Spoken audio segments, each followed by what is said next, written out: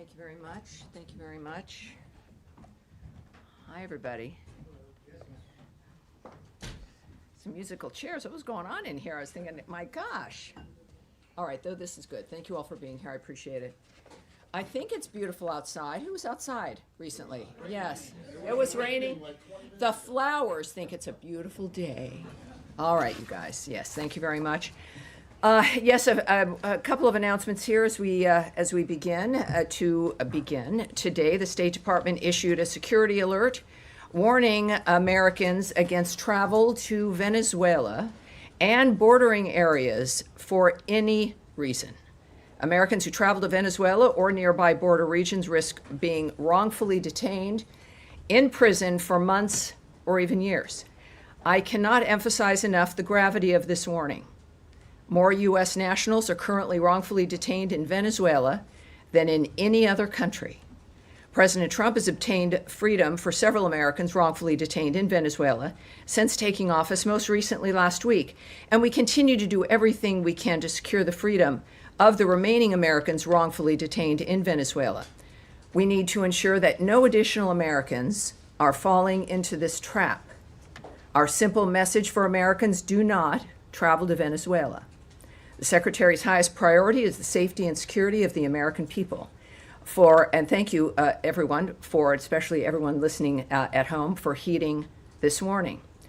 Now, turning to Syria.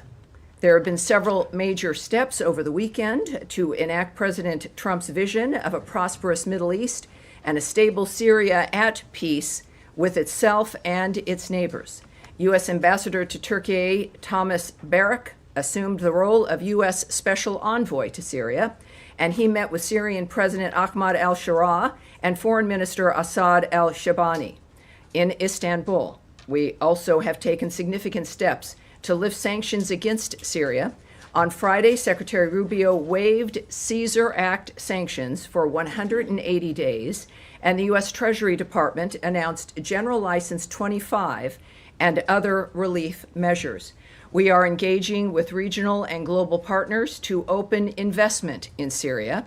The cessation of sanctions against Syria will advance our primary objective, the enduring defeat of ISIS, by giving the people of Syria a chance for a better future. The United States will remain focused on the mission to defeat ISIS and eliminating terrorists who threaten Americans. And that is our announcement. Some very good news, obviously. Many of us, we've been talking about this from the beginning of my being at this podium. So it's a pleasure to give you some more specifics. And of course, with Special Envoy Barak, I think we're in very, very good hands. Let's start, surprisingly, with Matt Lee. Thank you, Tammy. I want to ask about Gaza, but do you know off the top of your head, or is it written down someplace, how many Americans are currently designated as wrongfully detained in Venezuela? Yes, those are numbers that we will not share. That's a dynamic that we consider, of course, an important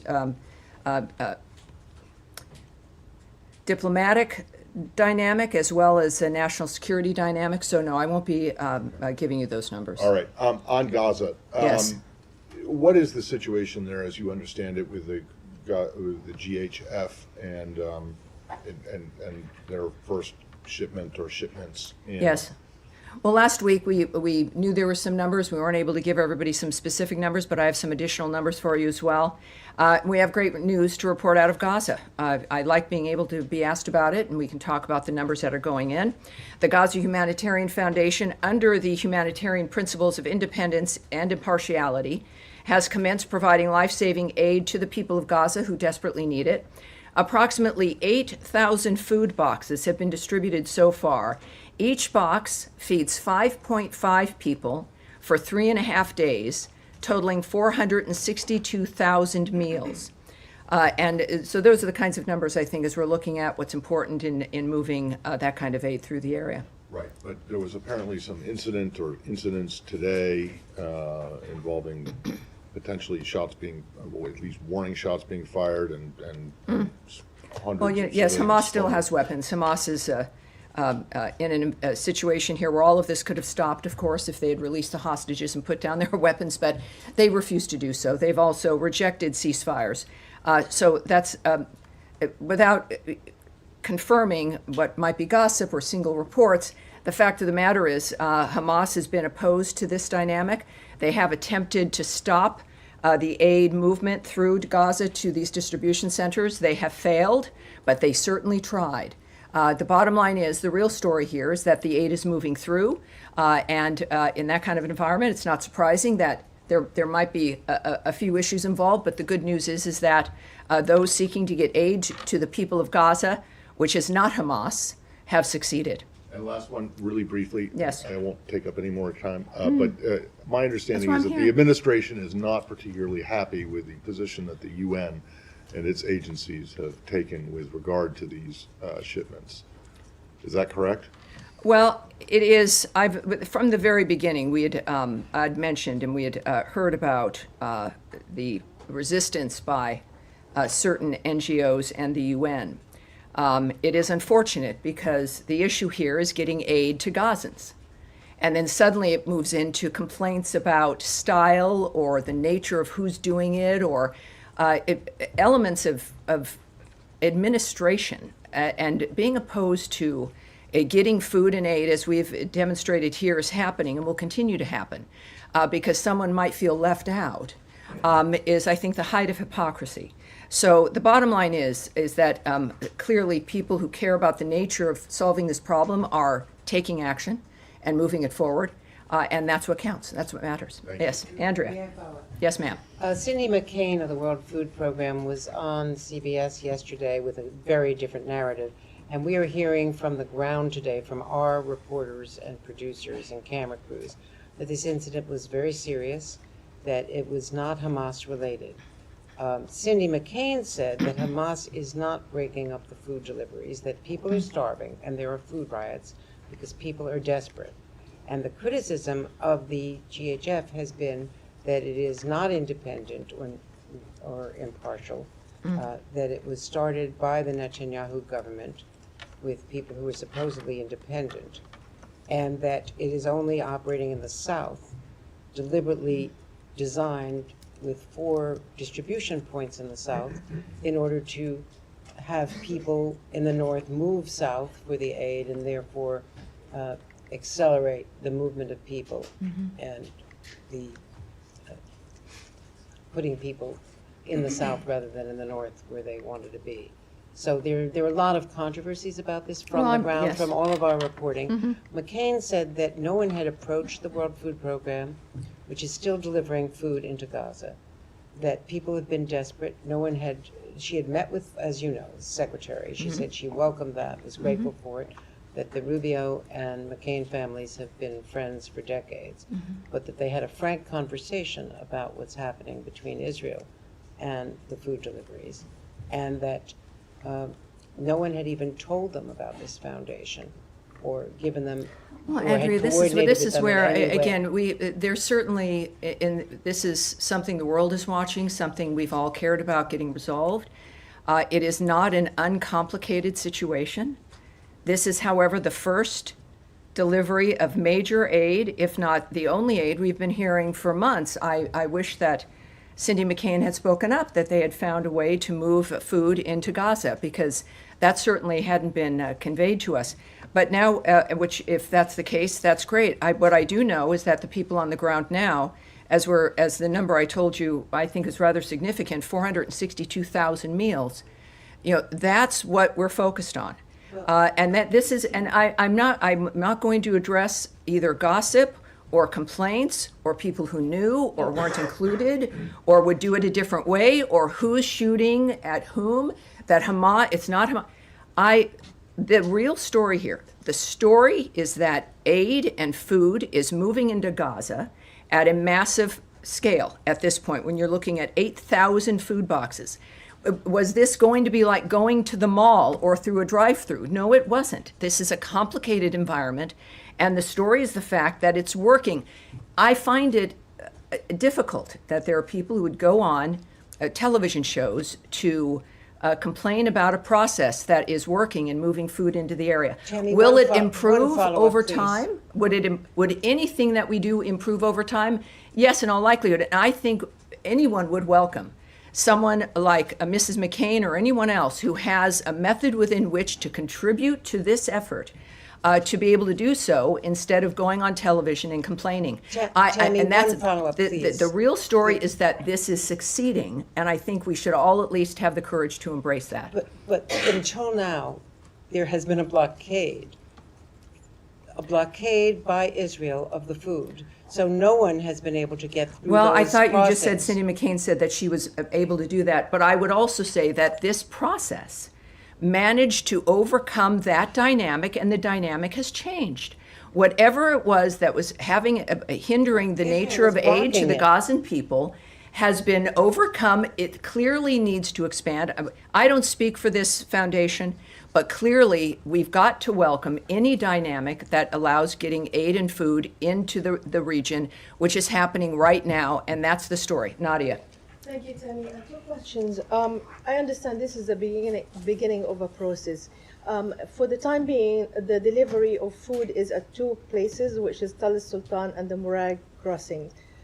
Is this any guarantee that people who come from the north to receive this food, are they allowed to go back? Because that's the fear, that basically this is a way to move the population from the north to the south. And do you have any plan that they will expand it to go to other places Well, in it's the not, north?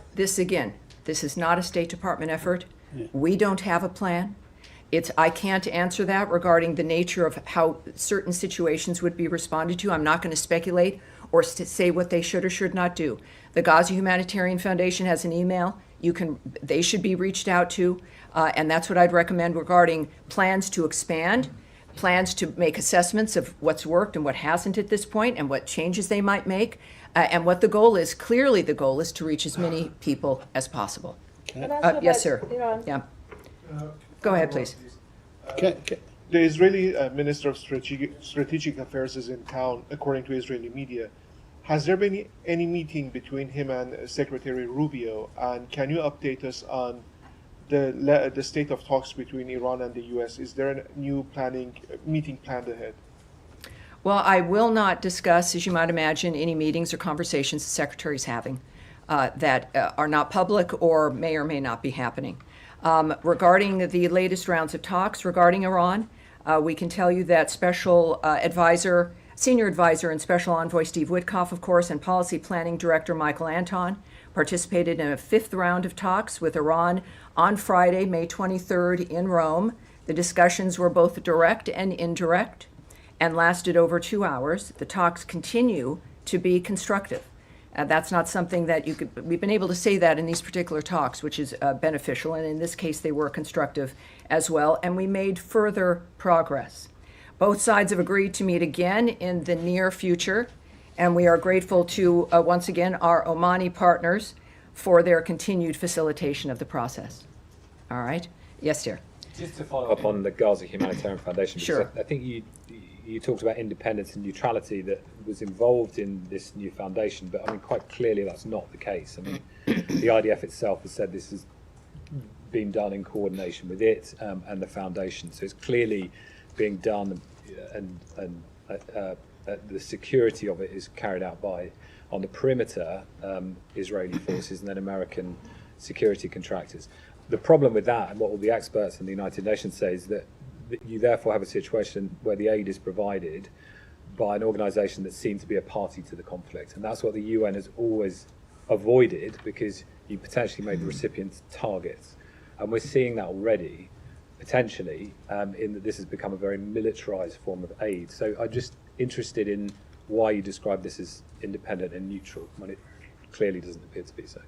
Well, again, I don't speak for this foundation. What I can tell you is the description of the nature of what they're accomplishing, which is getting food and aid into that region. I'll say that just one more time. There are some disagreements about how that's being handled, how that's being implemented. But I think that most of us would agree that this is good news, that it, in any other mechanism, under any other expectation, was not able to accomplish this. So it's just that there was another mechanism that was able to accomplish this and more. Which well, you was know, the when United we Nations, have, you're right, we did have a really good mechanism. It was called a ceasefire, which Hamas broke. And it is a ceasefire and a plan that had been operating and offered, which they continually refused to accept, continued to hold hostages, as they still continue to not just hold hostages, but the bodies of the people that they've murdered. And they've refused to do the one thing that could stop this in a moment. They've refused. So we did. We had, it was a ceasefire, and Special Envoy Witkoff, very successful. And Hamas decided, well, that was just too much of that. So the real story here is that there's food aid going in. There will be people, of course, who will look at some of the details and not like it. But then I think it shows us the priorities of certain individuals when it comes to, at first it was, let's get these people fed, and now it's seems to be something else in the meantime. Yes, sir, go ahead. Thank you, Tammy. Yes. Wait, no, sir. Oh, I'm sorry. I don't know who's speaking, but go ahead. Thank you, Tammy. Last week I asked you a question about the deals signed between the Kurdistan region government and two U.S. firms. You know what? We last- need to turn his microphone up, and you've got to keep your head up. I'll repeat the question. Keep your head up. Last week I asked you a question about the recent deals signed between the Kurdistan region government and two U.S. firms, the nature deals. And you encouraged Baghdad to work with Erbil to resolve the issues. But this week, the Iraqi oil ministry has filed lawsuits against the two deals with the American firms. So any reaction to that and how this impacts the U.S. firms' incentive to invest in the region? And I have another question regarding Yes. Last week we discussed some of the difficulties here, but as I said last week, worth repeating today with this new news, is that the United States supports economic deals that benefit all Iraqis, including the two announced last week. We encourage Baghdad and Erbil to work together to expand domestic gas production as soon as possible. These types of economic partnerships will benefit both the American and Iraqi peoples and help Iraq move toward energy independence. U.S. oil companies have invested billions of dollars in the Iraqi Kurdistan region's oil sector. We hope to see additional investment from U.S. oil companies throughout Iraq. We know, of course, last week, Secretary of State Marco Rubio met with Iraqi Kurdistan Regional Government Prime Minister Mansour Barzani in Washington, also on Friday, May 23rd, a busy day here. Secretary Rubio and Prime Minister Barzani discussed opportunities to further increase trade and investment between the United States and the Iraqi Kurdistan region. The Secretary commended the Prime Minister for finalizing deals with U.S. companies to expand natural gas production in the IKR, which will help Iraq move toward energy independence. The Secretary and Prime Minister discussed their mutual interests in protecting the rights of religious and ethnic minorities in Iraq and Syria. The Secretary also reaffirmed U.S. support for a strong and resilient IKR as a foundational pillar of the relationship between that the United States enjoys with Iraq.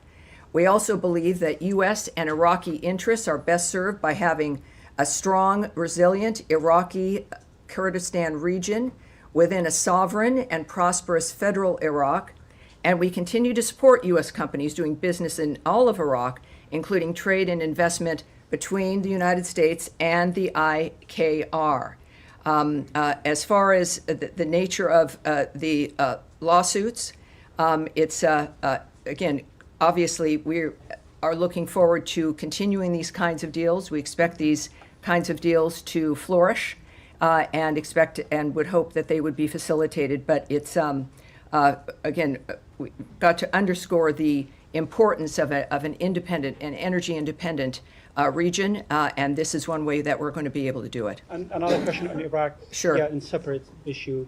Do you confirm if there's any U.S. involvement in any negotiations with Iraq to release Elizabeth Tsurkov, an Israeli-Russian academic kidnapped nearly 2 years ago in Baghdad? Has the Israeli government requested assistance from the U.S. government in this regard? I do have something I can tell you on this. There is some reports regarding an exchange discussed. Those reports are categorically false, although we remain committed to existing discussions regarding her, and we have and will continue to underscore with the Iraqi government the urgency of securing her release, that is, Elizabeth Tsurkov's release. All right, yes. Two questions. Today in Turkey, Foreign Minister Lavrov suggested there was some sort of prisoner exchange deal between Presidents Putin and Trump. Is there any light you can shed onto that? No, there's nothing. I have nothing to report to you about that. Not at all. Separately, there's reporting that the administration may require all foreign students to undergo social media vetting and that embassies and consulates are pausing interviews for new student visas, according to a cable from Secretary Rubio. Is that accurate, and do you have any other information? Well, if you're discussing that, that's something that has not been discussed publicly. It would have to be leaked material if it exists. What I can remind everyone of, which we've discussed for months here, is that we use every tool in our tool chest to vet anyone coming in who wants to come into this country.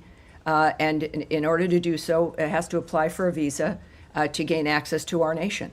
So every sovereign country has a right to know who's trying to come in, why they want to come in, who they are, what they've been doing, and at least hopefully within that framework, determine what they will be doing while they're here. So that's nothing new, and we will continue to use every tool we can to assess who it is that's coming here, whether they are students or otherwise. All right.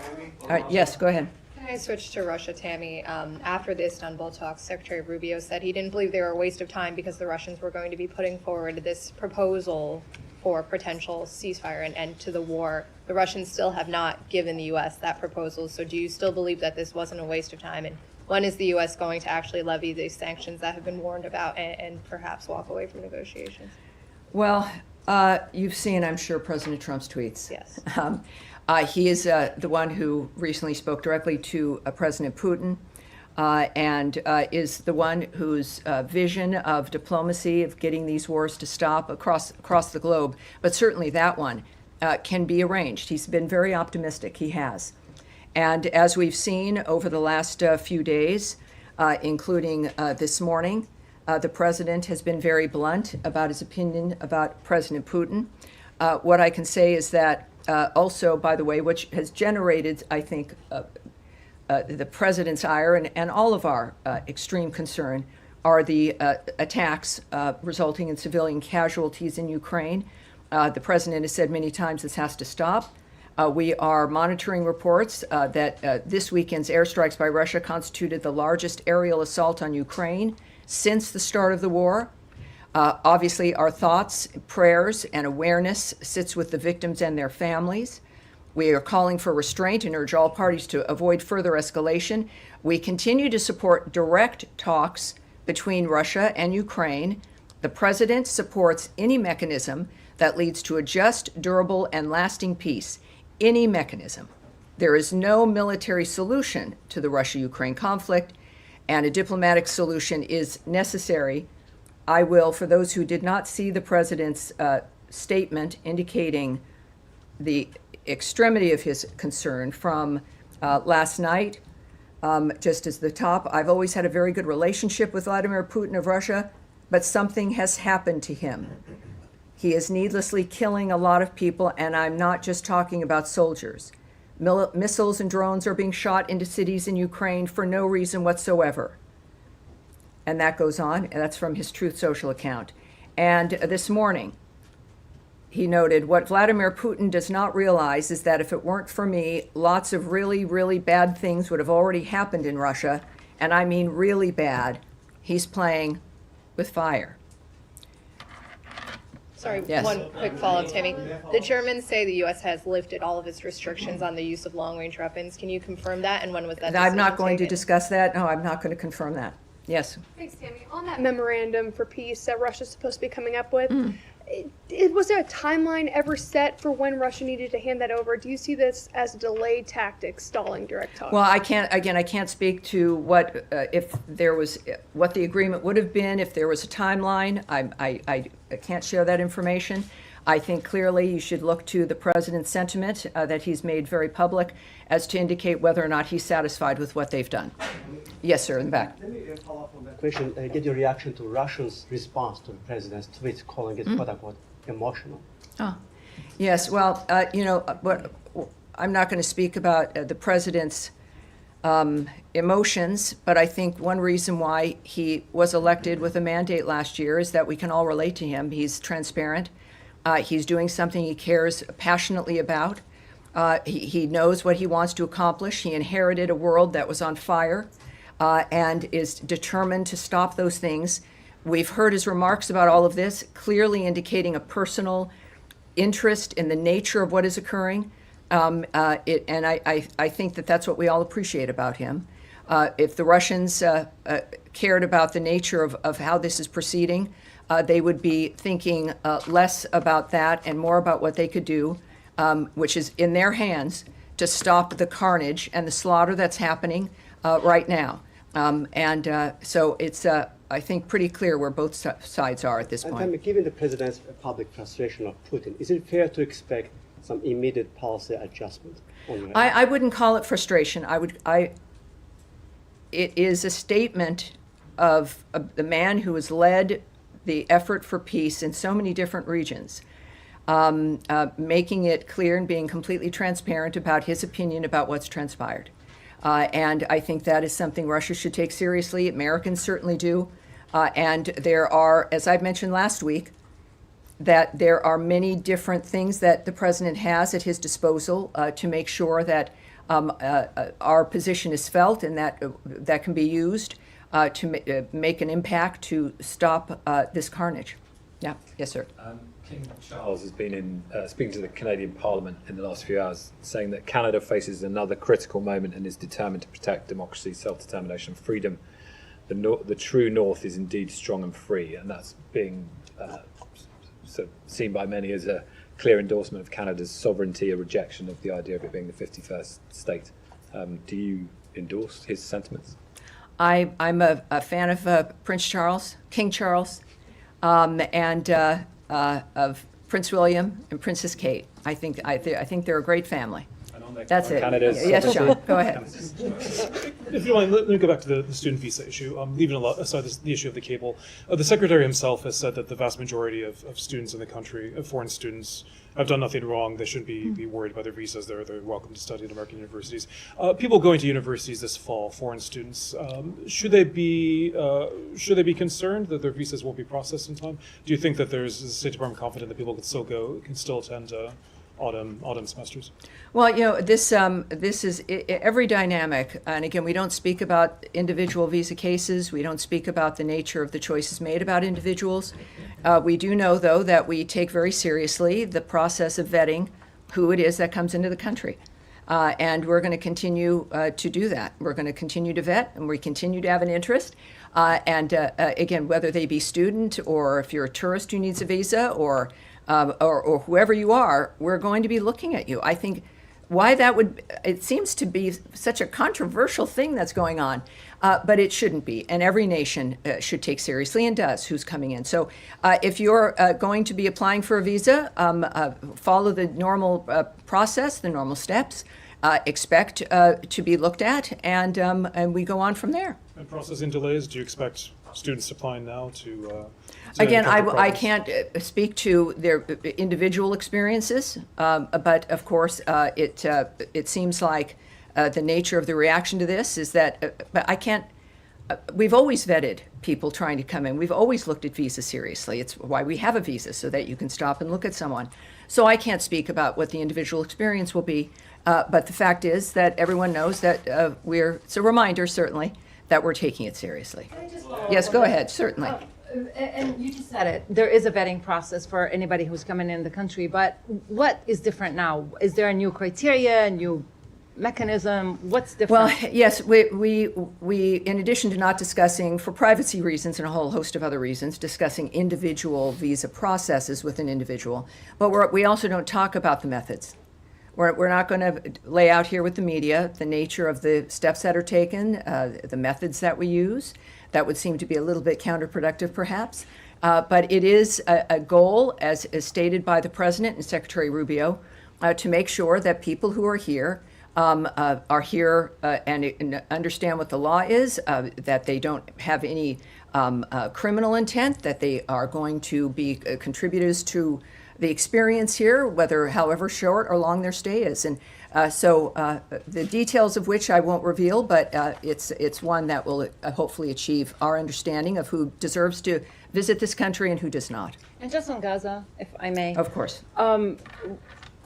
There were, to say it mildly, there were some challenges today delivering the aid parcels to Gaza. Do you, if there are more challenges of this sort, or if these challenges intensify, what do you expect? Is there a plan B? Does it stop? You Does it... contact the Gaza Humanitarian Foundation. I know it can be, it's difficult in that this is something that we've all hoped for and have wanted to help see succeed. But the fact is, this is not a State Department project or effort. So we're not in a position to make that declaration and even really speculating. The people who've done this clearly want to do it. They want it to succeed. And I think addressing this with them might be very useful. Yes, Saeed. Thank you. Thank you very much. Just how can one contact the Gaza Humanitarian Foundation? This seems to be the gripe. I don't of the think United anyone would Nations. appreciate it if I gave out an email right here from the No. podium. I think there's a thing called the internet, Okay. and you can type them in, and you will get an email address. Okay. There's a lot of you, I think most of your reporters, I think a number of you understand research and the typing in of the interweb tubes, which will give you that information, sir. Okay, just a quick follow-up Yes. on 2 points. Now, the gripe of the United Nations is that not knowing who this organization is and who stands behind it, who's going to finance it, and so on. They also say that there are very sparse or a couple of entry points and so on. They need more entry points. Yes, They need more- everyone has an opinion. Right. I The understand UN that. did- What I do right. know, too, is for the first time ever, Saeed, with your very well-founded concern, I can tell you that over almost 500,000 meals have been delivered into that region. I am pleased to be able to say that to you without dealing with someone or an entity or a group that isn't entirely happy because it's not absolutely perfect or because they would have done it differently. But we finally have that happening. Yes, sir, in the back, right there with with the great hair. You've got great hair, but no, yes, sir. You're pointing. You're doing this. I don't have gray hair. No, I'm not. That's why I'm not pointing. I think you probably do. You, sir. Thank you. Yeah, All right. all right. I have no hair. Well, there you Is go. it me? Okay. Just can you confirm? If, No, not. I'm saying not you. The man with the A lot of gray people hair. with gray hair. You, sir. Speak up. I can make Take it. it from you. Thank you. Sorry. That's all right. If you wait, they run right by you. Right. Yes. All right. What's your name, sir? And what outlet? News. All right. Thank you. Welcome aboard. Thank you very much. As you said just earlier today, the world has been shocked by what's happened in Gaza over the past few days. The silhouette of a little girl. Well, I said it's been obviously it's been shocked over generations about what's Sure. been happening Absolutely, in Gaza. absolutely. And that Hamas certainly has refused to stop that violence. But go ahead. But just in the past few days, we've seen the silhouette of a little girl trying to flee burning classrooms surrounding her, killing people around her. We've seen thousands of Palestinians starved by Israel's blockade, herded between fences as they try to get fed today. A doctor who saw 9 of her children killed by Israeli bombs. All the while, this administration, of course, as we've seen, has sought to deport students who protest this, including one student who wrote an op-ed against this kind of behavior. The administration came in telling Americans it would be more pro-peace, more anti-war than This the is previous... beginning to sound like a soliloquy, sir. Do you have than a the question, previous- than the please? Do you previous have a question, administration. please? I'm curious. Yes, that's a how- very serious issue, and everyone Yes. has your question. Yes. So please ask it. I wonder how you see this administration being more pro-peace or more anti-war than the previous administration, given these kinds of horrors that Americans are witnessing. Yes, well, it is a dynamic where, as I also just mentioned a little bit ago, we did achieve a ceasefire, something which nobody thought would be possible after the heinousness of October 7th, the nature of what had occurred on that day, the fact that there has to be a new way, the president has stated, we have to have new ideas to make a difference so this stops and doesn't go from generation to generation, which all of us have experienced. It's right, wash, rinse, and repeat over and over and over again, every 20 years. And it would never stop.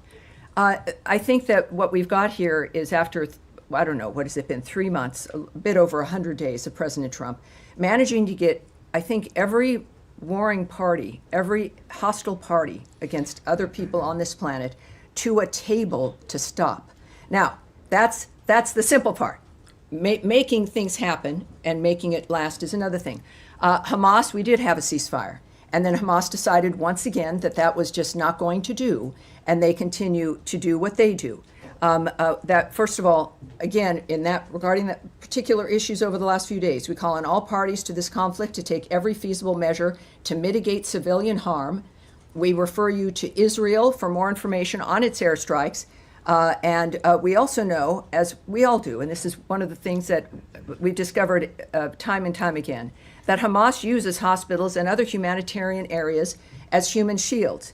This is why we continue to try to get a ceasefire done, despite the obstacles that Hamas constantly presents.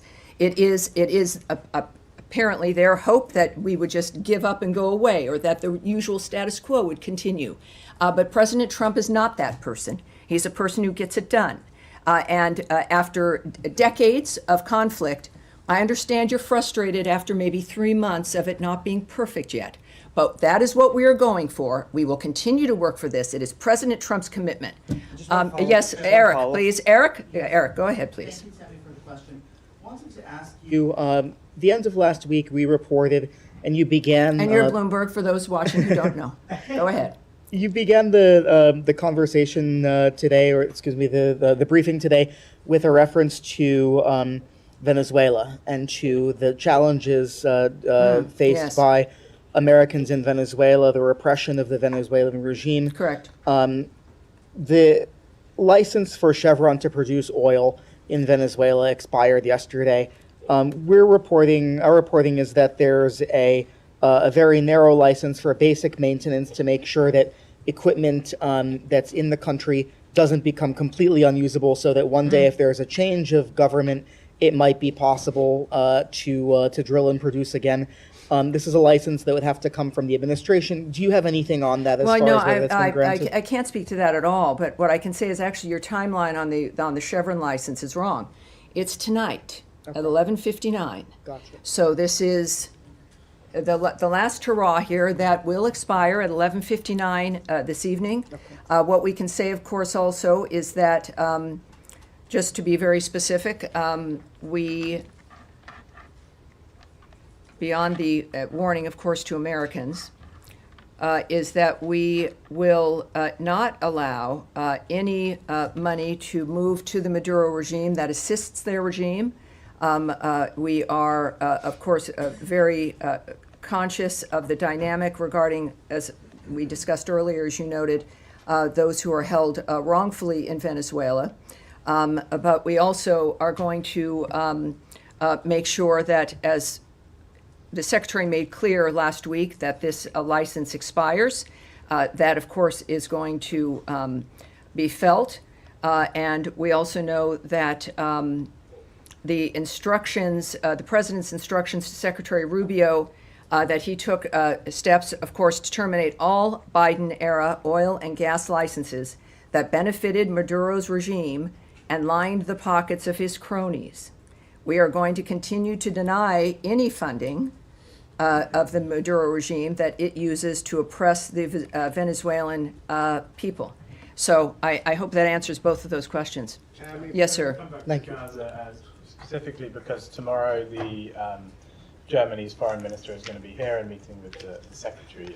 Germany's government has kind of shifted quite a lot in the last few days on their position of support for Israel. They've been, alongside the US, one of the main backers of Israel in this war, and now they're saying, the chancellor is saying that the war in Gaza is no longer justified by the need to fight Hamas. So it seems like whatever coalition was left of countries, including the US, backing Israel seems to be getting smaller.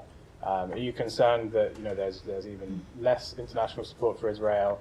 Does that influence the way that the US is thinking about this? That one of the main European countries backing Israel is backing again, down Chancellor Merz noting that Israel's actions can no longer be justified. The fact of the matter is that Hamas has put the people in Gaza in this situation by launching that attack on October 7th, and by continuing to hold hostages, including the bodies of 4 Americans, and continue, of course, to maintain their weapons. So when we think about actions that can no longer be justified, I think we should adjust ourselves and look at what put us in this position in the first place. Regarding the UK, Canada, France, and any number of others that took disappointing steps last week, unilateral recognition of a Palestinian state, in this case, is unproductive and obstructs ongoing U.S. efforts towards peace in the region. And I think that there's a clear line that has been drawn by President Trump, which again definitely disturbs the status quo, which is that there has to be peace, not just for 6 months, not because there's been a deal made for a year, that this has to be enduring. The entire framework has to change. He's not kidding. He's not kidding, because otherwise, in 5 years or sooner, someone will be in your position, someone else will definitely be in my position, having the same conversation. We can't allow that to continue. That is President Trump's understanding and vision of the change that needs to occur. And the fact is that the status quo does seem to be perhaps the easier thing to maintain, but it's not the one that's going to save lives. All right, yes, there, right there. Go ahead, speak up. Yeah. Thank you, Tammy. President Gustavo Petro. What? No, excuse me, sir. I'm sorry. Yes, that will get you not called on, because you can tell I'm not looking at you. Go ahead, sir, please. Yeah, I have two questions. The first one is about Russia and Ukraine. We're seeing the Secretary of State several times saying that the U.S. are closing to stepping back in different ways, and we know the U.S. did play several cards. So what can we expect if this is happening? It means providing more weapons to Ukraine in order to leverage with the Russian, or just it means doing nothing? Well, President Trump and Secretary Rubio have said multiple times that this is not a war that can be solved through the military and through violence, that it has to be done diplomatically. At the same time, you've heard President Trump note that there has to be direct talks between the parties. Direct talks between Russia and Ukraine. And also President Rubio's comments now for weeks that unless there was progress, that our approach would change, not our support for ceasefire or helping to achieve it, but the issue of mediating might adjust. As of right now, of course, there's a lot that's in flux, and President Putin is getting a sense of President Trump's anger at the nature of what's transpiring. But I think that it's clear that both parties need to begin to look at this situation in a direct way with each other to make the difference at this point. Can I do a follow-up? On Gaza and Israel, is there a limit to President Trump patience, let's say, or he will? I'm sure there is. Keep letting Prime Minister Netanyahu doing what he's doing in Gaza, or President Trump at a certain point will say, "Stop, let's." Well, sit down. if you see President Trump, you could ask him directly that. I'm not going to presume. let's say, I know I'm not going to Secretary presume Rubio. President Trump's frame of mind about what he's willing to do or won't do. This is a man who's serious about getting a situation finished, of getting a deal done, of ending the situation which he is clearly confident it can end. My assessment of what he would do, he is him for a reason, and I'm not him. The last thing I think any of us want to do is second guess the president, certainly in this case, President Trump.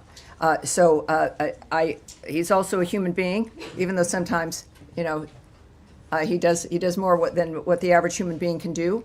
But I feel that, as we've seen today with Putin, that there is a point that he looks at things differently. And how that manifests, just like with everything else in this administration, it will happen quickly. And that's what I've got for you today. Thank you, everyone. Thank you, and I'll see you on Thursday. Happy ending of the Chevron license day. Happy ending. All right. Thank you. Thank you. All right. That's it. Thank you.